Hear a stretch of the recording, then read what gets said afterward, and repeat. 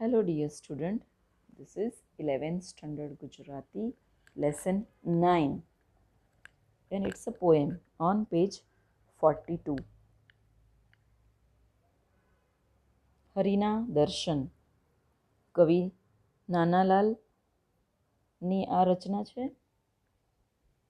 આપણે જોઈએ કવિ નાનાલાલ એમનો પરિચય.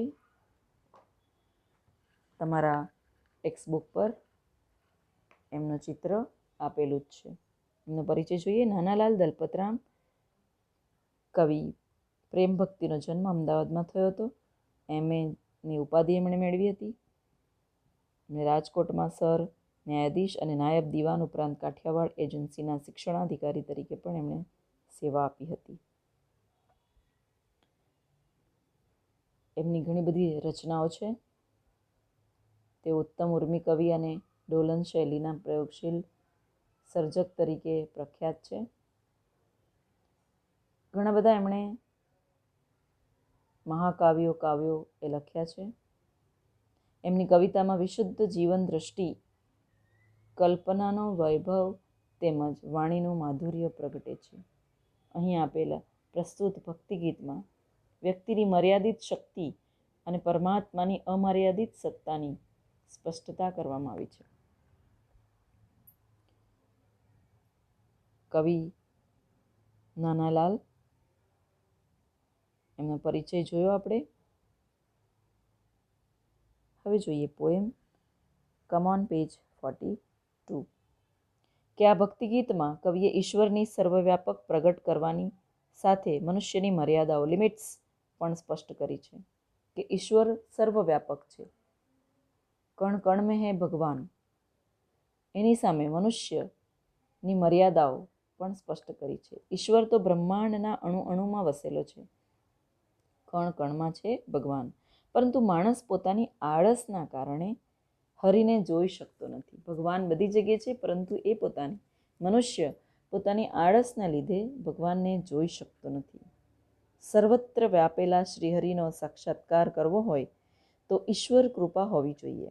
કવિ આ કાવ્યમાં પ્રભુ કૃપાની યાચના કરે છે, માગણી કરે છે અને સાથે સાથે પોતાની આંખોને આળસ ત્યજવા જણાવે છે. તેથી શ્રી હરિના દર્શન થઈ શકે. આળસ એ તો જીવતા માણસની કબર છે અને એ આપણને ખબર છે. એઝ અ સ્ટુડન્ટ જો આળસ કરીએ તો સફળતા ન મળે. કોઈ પણ વ્યક્તિ પોતાના કામ માટે એણે આળસ કરવું જોઈએ નહીં. આળસ કરવાથી એને સફળતા મળતી નથી. ધારેલી સફળતા તો શું, પરંતુ મળતી જ નથી. મહેનત તો કરવાની જ છે. વ્યક્તિ પોતાની મર્યાદિત શક્તિ તેમજ આળસને કારણે પરમાત્માને પામી શકતી નથી.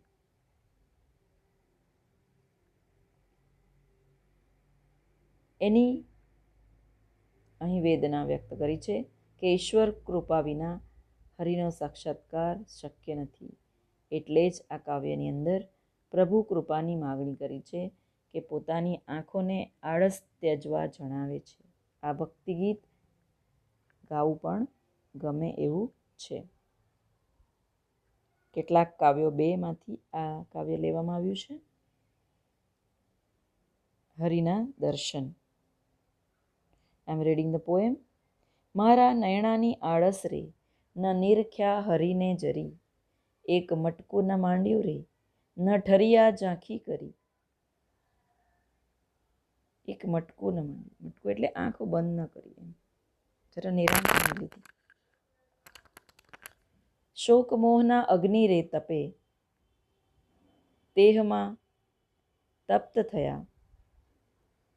એટલે શું કીધું છે? મારા આંખોની આળસ, મારા આંખોનો પલકારો ન માર્યો, ઈશ્વરની ઝાંખી કરવા માટે ઠરી નહીં, હરિને લગારે નિરખ્યા નહીં. એટલે મેં કોન્સન્ટ્રેટ જ નહીં કર્યું, તો પછી મને હરિના દર્શન, ભક્તિમાં કોન્સન્ટ્રેટ કર્યું જ નહીં તો ક્યાંથી મને ભગવાનના દર્શન થાય. અને ભણવામાં children, as a student concentrate ન કર્યું તો ક્યાંથી આન્સર યાદ રહે. રાઈટ ને? નથી દેવના દર્શન રે કીધા, દેહમાં રક્ત રહ્યા. પ્રભુ સગડે વિરાજે રે, સૃજનમાં સબર ભર્યા. એક સંતાપ, એક મોહના અગ્નિ તપે તેમાં તપતા થયા, તેમાં આસક્ત થયા, તેથી દેવના દર્શન થયા નહીં. ભગવાન બધી જગ્યાએ વિરાજે છે, સૃષ્ટિમાં બધે જ છે, એક અણુ પણ ખાલી નથી. એટલે જડ અને ચેતન બંનેમાં છે, લિવિંગ થિંગમાં અને નોન લિવિંગ થિંગમાં પણ ભગવાન વસે છે. સો ગોડ ઇઝ એવરીવેર. નથી અણુ પણ ખાલી રે, ચરાચરમાં ઉભર્યા, નાથ ગગનના જેવા રે, સદા મને છાઈ રે, નાથ વાયુની પેઠે રે, સદા મુજ ઉર્મા વહે, જરા ઉઘડે આંખલડી તો સન્મુખ તેહ તદા, બ્રહ્મ બ્રહ્માંડ અળગારે, ઘડીએ ન થાય કદા. કે મારી આંખ ખુલે અને હું બ્રહ્મ પરમાત્મા થી ઘડીએ દૂર ન રહું, મારી સામે જ હોય. ભગવાન મારી સામે જ હોય. પ્રભુ ગગન જેવા છે, એટલે કે આકાશ જેવા છે. પ્રભુનું સ્થાન આપણે ઉચ્ચ રાખીએ છીએ. જે મારામાં સદા છવાઈ રહે એ પ્રભુ પવન જેવા છે, સદા મારા પૂરમાં એટલે હૃદયમાં વસે છે.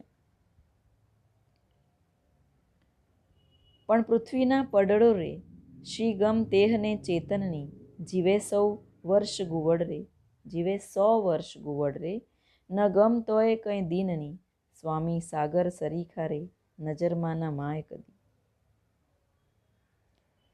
આ આંખમાં પડડોને ચેતનની શી ગમ હોય? ઘુવડ 100 વર્ષ જીવે તો પણ તેને દિવસની સૂઝ ન હોય. ઈશ્વરના દર્શનની ઈચ્છા વિના ઈશ્વર દર્શન શક્ય નથી. કે મન હોય તો માળવે જવાય. Malwa is a place in the Rajasthan, but ઈચ્છા હોય તો કાર્યશક્તિ થાય, એમ એનો મિનિંગ છે કે ઈચ્છા હોય તો કાર્ય કરી શકાય, ઈચ્છા વિના કાર્ય કરી શકાય નહીં. અને કીધું છે કે પરમાત્મા સાગર જેવા છે, જે નજરમાં સમાય તેમ નથી, વિરાટ છે, મોટું સ્વરૂપ છે. અને આ જીવને શિવના દર્શન થતા નથી જ્યાં સુધી એ એનું ધ્યાન કેન્દ્રિત કરશે નહીં. જેમ ઘુવડને દિવસની કાંઈ ખબર નથી હોતી, અજ્ઞાની છે, એમ અખાના છપ્પામાં સમજાવેલું કે ઘુવડનો એક્ઝામ્પલ આપીને કે એને દિવસની સમજ નથી, એના વર્ષો, એનું જીવન અંધકારમાં જાય છે, એટલે એની અજ્ઞાનમાં જાય છે, એટલે એની જ્ઞાનની સમજ નથી. એટલે આપણે હંમેશા જ્ઞાન તરફ આગળ વધીએ. જીવ થાકીને વિરમે રે, વિરાટ વિરાટ વદી, પેલા દિવ્ય લોચની, આલોચન એટલે આઈઝ, પ્રભુ ક્યારે ઉગડશે, એવા ઘોર અંધારા પ્રભુ ક્યારે ઉતરશે. નાથ એટલી અરજી રે, ઉપાડો જડ પડદા, નૈના નિરખો ઊંડેરું રે, હરિવર દરસે સદા. આંખ આળસ છાંડો રે, ઠરો એક ઝાંખી કરી, એક મટકું તો માંડો રે, હૃદય ભરી નિરખો હરી. કે મારા દિવ્ય નેત્રો ક્યારે ઉઘડશે, જેનાથી હું પ્રભુના દર્શન કરી શકું. ઘોર અંધકાર ક્યારે દૂર થશે, આપના દર્શન ક્યારે થશે હે પ્રભુ. નાથ એટલે સ્વામી, માલિક, પ્રભુ.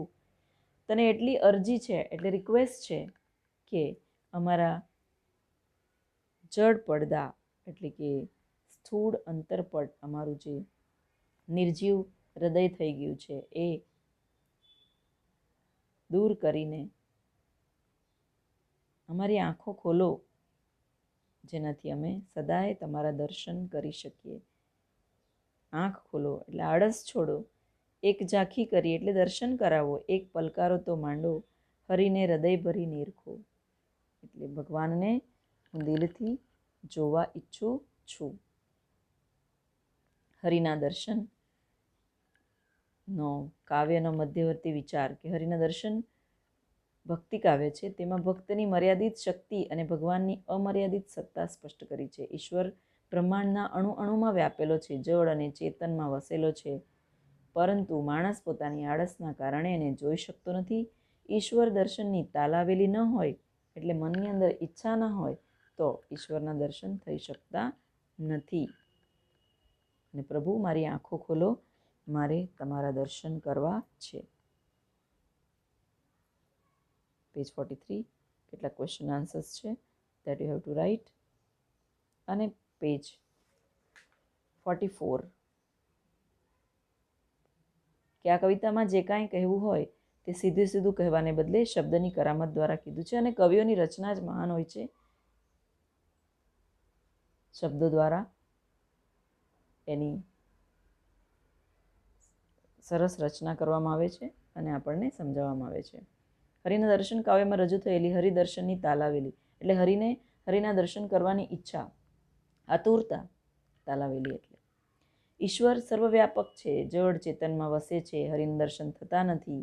તે પોતાના નયણાની આળસને એટલે આંખની આળસને જવાબદાર ગણાવે છે. હરિના દર્શન કરવા માટે ઈશ્વર કૃપા જરૂરી છે. તેથી આળસ છોડવાની છે. અને કવિ પોતાની મર્યાદા બરાબર જાણે છે, પોતાની લિમિટ બરાબર જાણે છે. તે ભગવાનને રિક્વેસ્ટ કરે છે, અરજી કરે છે. અને પ્રાર્થના એ હૃદયનો ખોરાક છે. ચિલ્ડ્રન, આપણે જાણીએ છીએ કે પ્રેયર પાવરફુલ છે અને એ ભગવાન આપણી પ્રેયર સાંભળે જ છે ખરા દિલથી કરીએ ત્યારે. પણ એની સાથે આપણે મહેનત તો કરવી જ પડે. તે આંખોને આળસ છોડીને હરિના દર્શન મને કરાવ એમ જણાવે છે. ઈશ્વર ગગન સ્વરૂપે છે, વાયુ સ્વરૂપે છે, અણુમાં વસેલો છે. ઘુવડના માટેનું એક્ઝામ્પલ આપ્યું કે 100 વર્ષ જીવે તો પણ એને પ્રકાશની ખબર પડતી નથી, કેમ કે એને દિવસના દેખાતું નથી. અંધકારમય જીવન એનું જાય છે. ઈશ્વર કૃપા વિના વ્યક્તિ ગમે તેટલો પ્રયત્ન કરે તો પણ તેને ઈશ્વરનો સાક્ષાત્કાર થતો નથી. એમ ઘુવડના એક્ઝામ્પલ દ્વારા કવિએ અહીં સમજાવ્યું છે. And I hope you got it. હરિના દર્શન કાવ્યની અંદર આપણને સમજાવ્યું કે આંખની આળસ છોડીને આપણે હરિના દર્શન કરી શકીએ. તો માય ડિયર ચિલ્ડ્રન, તમને સમજાયું હશે જ. ક્વેશ્ચન આન્સર લખજો. Thank you.